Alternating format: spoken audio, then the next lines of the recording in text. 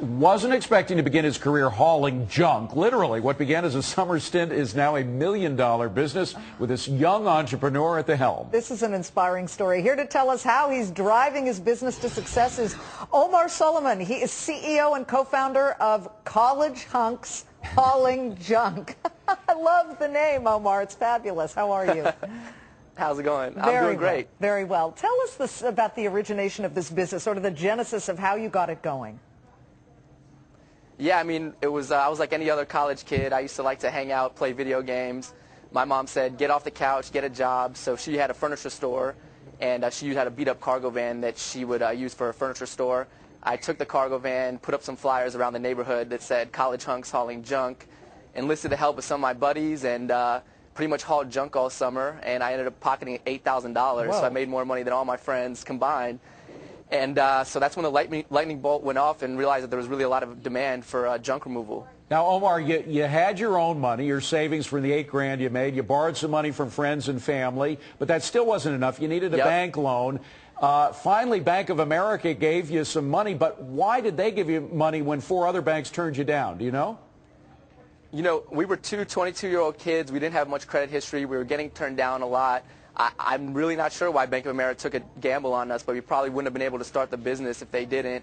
We put the money down, we purchased the truck, and we started in June of 2005, and we grew our operation. Which leads to the next question, Omar. Do you think in this atmosphere, a 22-year-old kid who's got a name like College Hunks Hauling Junk would get that kind of bank loan? I mean, we've got a credit crisis. What are your thoughts on the recession? You know, I think it's tough. I think it would definitely be tough. People need to come up with some creative ways to obtain financing, either borrowing money from family or friends or figuring out something more creative. But, you know, we do have a lot of franchisees who are in the 22 to 25-year-old range who've been able to get some money from the SBA. We have the Vet Fran program for veterans who are coming back from the war, also are able to obtain some financing. So there are some creative ways that you can obtain financing. You use everything that is possibly out there, not only your own money, your friends, your relatives, but all the SBA things. By the way, your numbers are looking pretty good. I think we can put them up on screen.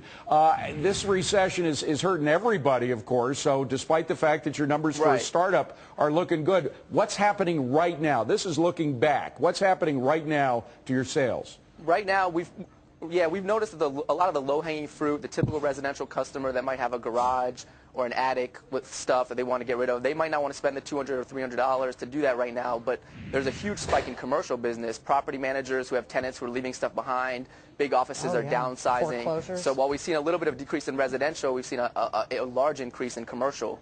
Omar, do you have to be good-looking and a hunk to work here? I mean, you got the title College Hunks.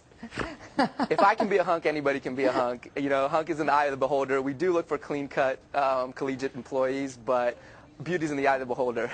I bet. My grandma says I'm a hunk. Would you? Oh, well, everybody's grandma says they're a hunk. Always come through. Isn't that sweet? Yeah, I know. That's all I got. Omar, do you plan on going? Are you ready? I'm glad you're sitting down. You're going to launch an IPO and go public? Okay. You know, it's something we've discussed. We still probably have a couple more years under our belt before we can do that. We really believe that our sales can hit 50 million in the next 5 years, and that's what we're shooting for. Once that happens, the sky's the limit. Well, I got to tell you, anybody who can haul junk in Washington, D.C. in the summer when the humidity and the heat are just the most oppressive practically anywhere except for Iraq, you know, you can do just about anything. Omar, congratulations to your franchise. Thank you. May it succeed for as long as we're all around. Good Thank luck. you. Thank you. Thank you. Well, you might remember the